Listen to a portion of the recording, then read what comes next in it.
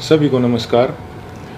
जैसा कि आप सब लोग जानते हैं कि हम पिछले कई महीनों से संघर्ष कर रहे हैं रेसलिंग फेडरेशन ऑफ इंडिया के प्रेसिडेंट बृजभूषण सिंह के खिलाफ, क्योंकि उसने भारतीय महिला पहलवानों का यौन शोषण किया है और भी काफ़ी सारे जो हैं घोटाले फेडरेशन के माध्यम से उसने किए हैं। पिछले कई दिनों से हम देख रहे हैं कि समाज में हमारे खिलाफ एक अलग से नैरेटिव बनाया जा रहा है, कुछ अफवाहें फैलाई जा रही हैं और साथ में मीडिया भी कई तरह की खबरें जो है दिखा रहा है। तो हमारा आज ये वीडियो बनाने का एक ही पर्पज़ है कि हम जो अपनी सच्चाई, जो असली सच्चाई है वो आप लोगों तक पहुंचा सकें। आज हम इस आंदोलन की शुरुआत से लेकर अभी तक पूरी की पूरी सच्चाई आपके सामने डिटेल के साथ रखेंगे। आज जो हमारे ऊपर कई तरह के जो आरोप भी लगे हैं, आज हम उनका भी जवाब जो है प्रूफ के साथ देंगे। सबसे पहला जो आरोप हमारे ऊपर लगा था वो लगा था कि हमारा ये जो आंदोलन है वो राजनीति से प्रेरित है। कांग्रेस लीडर दीपेंद्र हुड्डा ने हमारे को इस आंदोलन के लिए उकसाया है। आप सबको पता है कि सबसे पहले जो हम प्रोटेस्ट पे आए थे जंतर मंतर पे, वो जनवरी में आए थे और उस प्रोटेस्ट की जो परमिशन है वो बीजेपी के ही 2 लीडर्स ने ली थी। उसका प्रूफ है हमारे पास।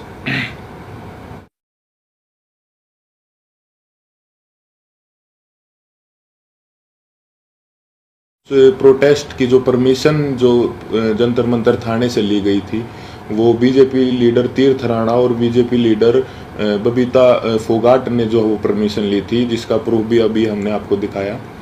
तो ये कैसे हो सकता है कि ये आंदोलन जो है वो कांग्रेस ने करवाया? गारंटी के साथ बोल सकते हैं कि 90% जो कुश्ती से जुड़े लोग हैं, चाहे वो पहलवान हो या कुश्ती से जुड़े हमारे कोचेस हों, उन सबको जो है ये पता था कि 10-12 साल से जो है इस तरह की छेड़छाड़ जो महिलाओं के साथ जो है हो रही है, या उन किसी और कुछ लोगों ने देखा भी था, जिसका प्रूफ मीडिया में कुछ कोचेज ने दिया है। कई लोग जो है इसके खिलाफ आवाज़ उठाना भी चाहते थे, लेकिन हमारी जो रेसलिंग कम्युनिटी है उसमें एकता की कमी थी।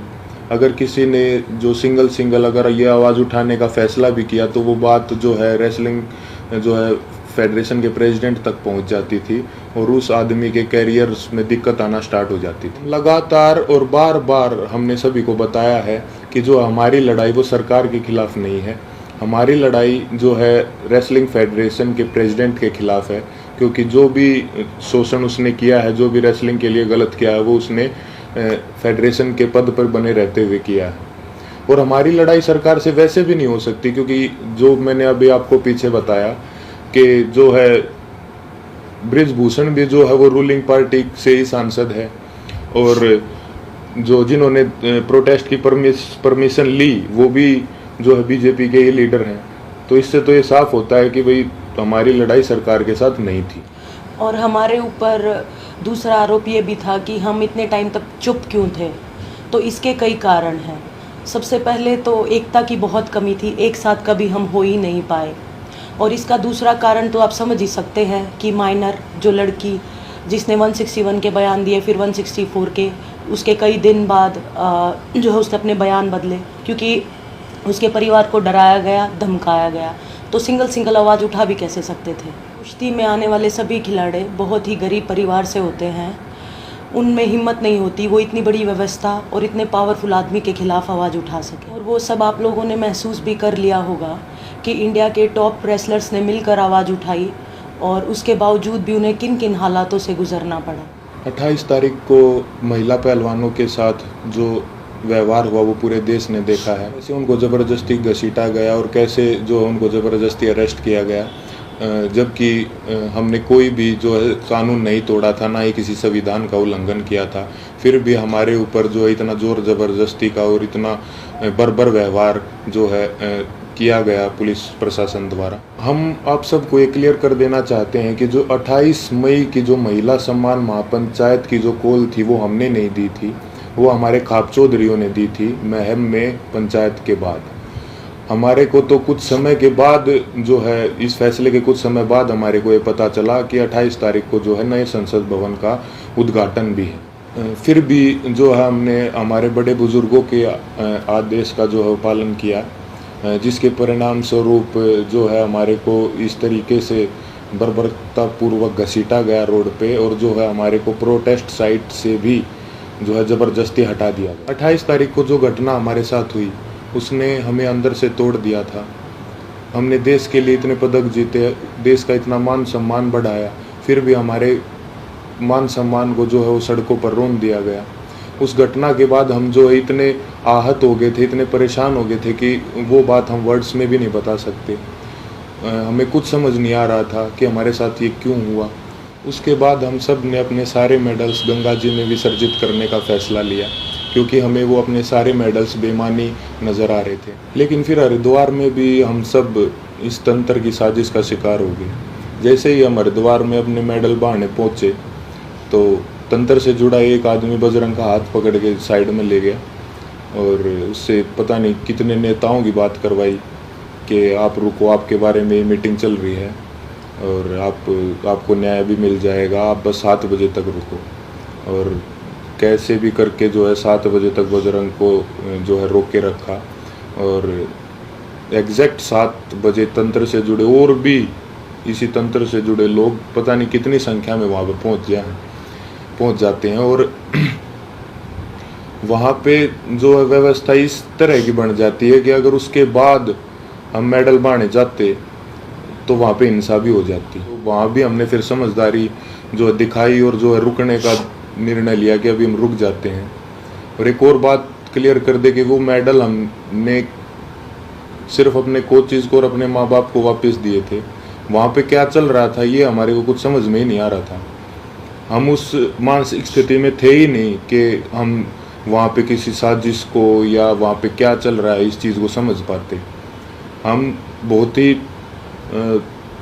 एक तनाव में और एक बहुत दुखी मन के साथ अपने जीवन की पूरी कष्ट कमाई को वहाँ लेके गए थे। लेकिन वहाँ पे क्या हुआ उसको, क्योंकि हम जो है आंदोलनकारी नहीं है ना, हमें एक्सपीरियंस है, हमने जो है पूरी ज़िंदगी कुश्ती करी है ना, सोशल लाइफ भी नहीं जिए, तो कई बार इस तरह के जो माहौल क्रिएट होते हैं वो नहीं समझ में आते। साथ में हम अपनी ज़िंदगी की पूरी कमाई वहाँ पे लेके गए हुए थे। इस घटना के बाद हमारी मानसिक स्थिति ऐसी हो गई थी कि हमें कुछ भी समझ नहीं आ रहा था कि कौन हमारे साथ है, कौन जो हमारे खिलाफ है, कौन इस तंत्र का हिस्सा है।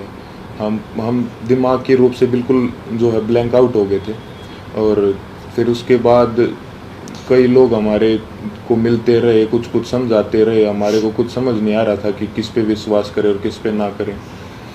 इसी बीच ये समझाया गया हमको कि होम मिनिस्टर सर से आपको मिलना चाहिए, क्योंकि जो है सारे समाधान वहीं से निकलेंगे। हम वहाँ पे सिर्फ अपनी बात रखने के लिए गए थे। और अब ये भी सुनने में आ रहा है कि कई खापे जो हैं वो हमसे नाराज़ हैं। मैं सबसे हाथ जोड़ के यही विनती करना चाहूँगा कि आप प्लीज़ अफवाहों पे ध्यान मत दो। अगर अनजाने में हमसे कोई गलती भी हुई हो तो हमें माफ़ करो। इतने दिन लगातार संघर्ष करने के बाद, इतने लोगों से मिलने के बाद हमने क्या महसूस किया है, क्या सीखा है, ये तो अभी हम आपको वर्ड्स में नहीं बता सकते। लेकिन हमने कई ऐसे इंसान भी देखे हैं हमारे साथ, और कई ऐसे संगठन देखे हैं जो निस्वार्थ भाव से जिन्होंने हमारा समर्थन किया है। हम उनका दिल से धन्यवाद करना चाहेंगे।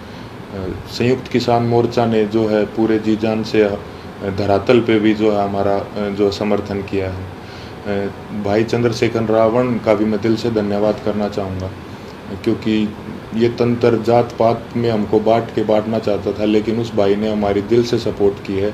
तो चंद्रशेखर भाई का भी दिल से धन्यवाद। सत्यपाल मलिक जी का भी मैं धन्यवाद करना चाहूँगा कि उन्होंने हमारे को प्रेरित किया कि कैसे बेबाकी से अपनी बात जो है रखी जाती है। साथ ही सभी महिला संगठनों का भी मैं जो है दिल से धन्यवाद करना चाहूँगा कि उन्होंने जितनी ताकत उनमें थी हमारा सपोर्ट किया है। साथ ही छात्रों का भी, हर एक उस इंसान का जो निस्वार्थ भाव से हमारे पास हमारे समर्थन के लिए आए हैं, उनका हम दिल से धन्यवाद करना चाहेंगे। और हम चाहेंगे कि आगे भी मुसीबत के समय में आप हमारा ऐसे ही साथ दें। इसके लिए मैं धन्यवाद करना चाहूँगा बीजेपी लीडर जो हैं बबीता जी और तीर्थ राणा जी का, कि उन्होंने जो है पहलवानों को एकजुट करने का काम किया। साथ ही उन्होंने इस आवाज़ को उठाने के लिए उन्हें मोटिवेट भी किया।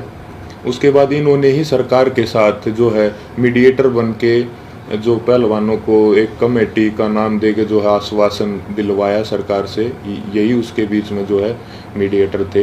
हालांकि वो बस एक आश्वासन ही निकला, क्योंकि उसके बाद जो है उस कमेटी का कोई रिजल्ट नहीं निकला और रेसलिंग फेडरेशन ने अपना काम वापस से वैसे ही सुचारू रूप से जारी रखा, जिसकी वजह से फिर हमें 3 महीने के बाद वेट करके जब हमें न्याय नहीं मिला तो हमें दोबारा जो है वो जंतर मंतर पर आना पड़ा। हम अपने माध्यम से सभी देशवासियों को ये संदेश भी देना चाहते हैं कि कभी भी किसी के साथ भी अगर कोई अन्याय होता है तो हमें जो है हमेशा ही एकजुट होने की जो ज़रूरत रहती है और होना चाहिए हमें एकजुट, क्योंकि हमने इतने इस दौर में यही महसूस किया कि कहीं ना कहीं ये तंत्र हमारी एकता की कमी है, जो हम बटे हुए हैं उसका ही ये फ़ायदा उठाता है।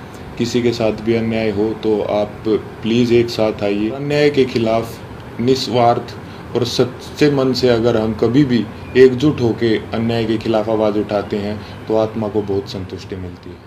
धन्यवाद।